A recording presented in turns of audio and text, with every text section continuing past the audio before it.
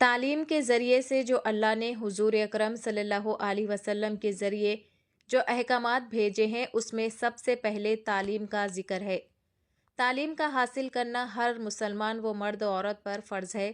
ان خیالات کا اظہار مولانا صوفی ارشد چشتی ابوالعلائی نے آج منڈی میرالم میں مرید عقیدت مندوں کو مخاطب کرتے ہوئے کیا۔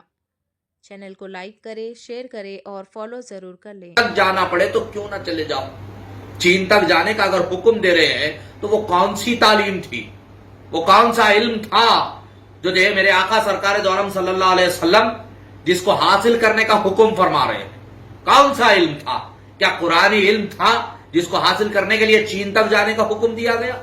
نہیں میرے بھائی، دنیاوی علوم کی طرف آپ کی توجہ دلائی گئی ہے کہ آپ کو دنیا میں اگر رہنا ہے تو جہاں آپ کو دین کو لے کر چلنا ہے وہی دنیاوی اسباب کو بھی دیکھنا ہے، دنیاوی تعلیم کو بھی اپنانا ہے، اور دنیا میں جب آپ موجود ہو تو وہاں کے علوم کو بھی تم کو اپنانا پڑے گا۔ دنیاوی علوم بھی اپناؤ تاکہ تم معاشرے کے ساتھ کھاندے کے ساتھ کھانا ملا کر چلو۔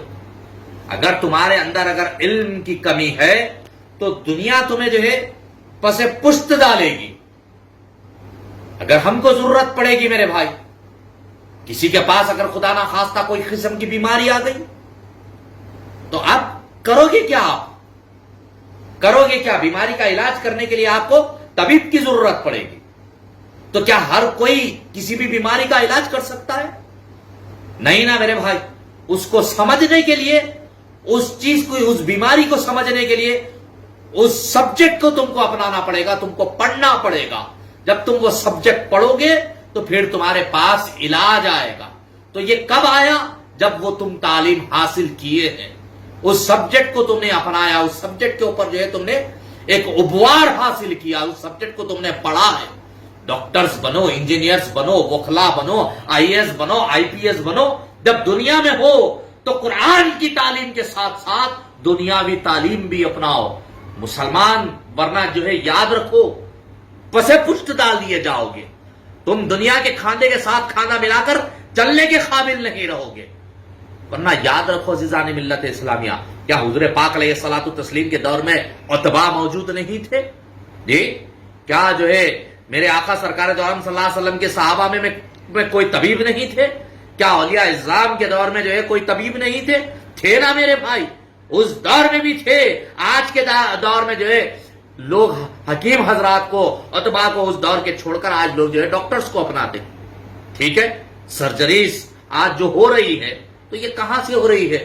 تعلیم حاصل کرنے کے بعد ہی تو ہو رہی ہے۔ لیکن عزیزان ملت اسلامیہ، کم سے کم ریشو بتاؤ کہ ہمارے یہاں، ہمارے اس ملک کے عزیز ہندوستان میں مسلم ڈاکٹرز کی تعداد کم ہے۔ جی کیوں؟ کیونکہ اس پیشے کو ہم نے اپنایا ہی نہیں، اس کی طرح اس تعلیم کو ہم نے اپنایا ہی نہیں۔ ہم سمجھتے نہیں، ہم یہ سمجھتے ہیں کہ ہم پڑھ نہیں سکتے۔ جی بڑے بڑے وکلا ہے، بتاؤ اس میں چند ایک مسلمانوں کے علاوہ اور کون ہے؟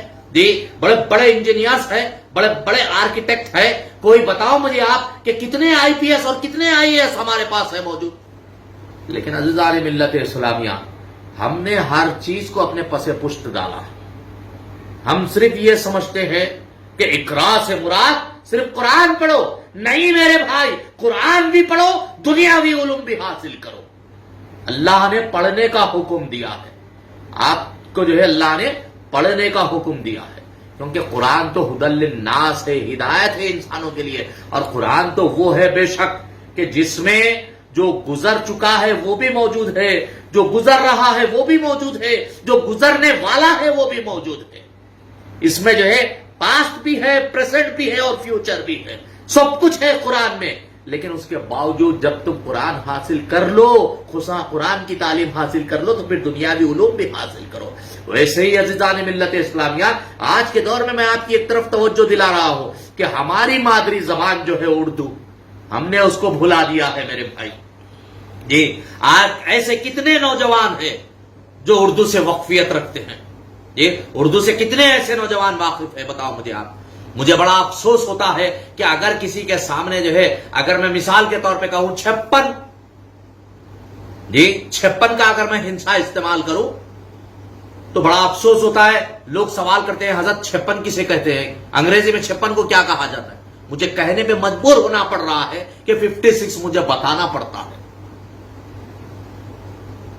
جی بہت سارے تو نوجوان لڑکے لڑکیاں یہ ہو گئے ہیں کہ 70 ٹائمز کسی آیت شریفہ کا جو ہے یعنی کہ 70 مرتبہ کسی آیت کی تلاوت کر لو تو اس کے لیے جو ہے پوچھ پڑتے ہیں کہ جو ہے 70 کسے کہا جاتا ہے.